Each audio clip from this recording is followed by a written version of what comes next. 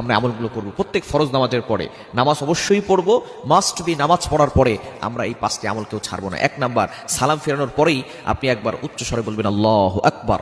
আল্লাহ হলেন সবার বড়।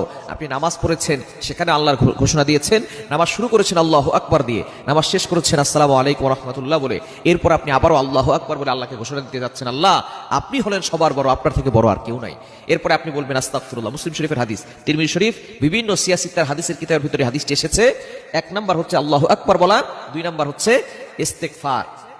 অবশ্যই আপনি 3 বার ইস্তেগফার পড়বেন, আস্তাগফিরুল্লাহ আস্তাগফিরুল্লাহ আস্তাগফিরুল্লাহ, এটা 3 বার পড়বেন। আল্লাহর কাছে ক্ষমা প্রার্থনা করে নিব, তাহলে নামাজের ভিতরে যে ভুল ত্রুটিগুলো হয়েছে ছোটখাটো, এগুলো পাক রব্বুল আলামিন ক্ষমা করে দিবেন। 3 নাম্বার হচ্ছে এই হাদিসের ভিতরে এসেছে, এই দোয়াটা নবী সাল্লাল্লাহু আলাইহি ওয়াসাল্লাম পড়তেন ইস্তেগফার 3 বার পড়ার পরে, তারপরে বলতেন আল্লাহুম্মা আনতাস সালাম ওয়া মিনকাস সালাম তাবারাকতা ইয়া জাল জালালি ওয়াল ইকরাম। এই দোয়াটা আমরা পড়বো ইনশাআল্লাহ।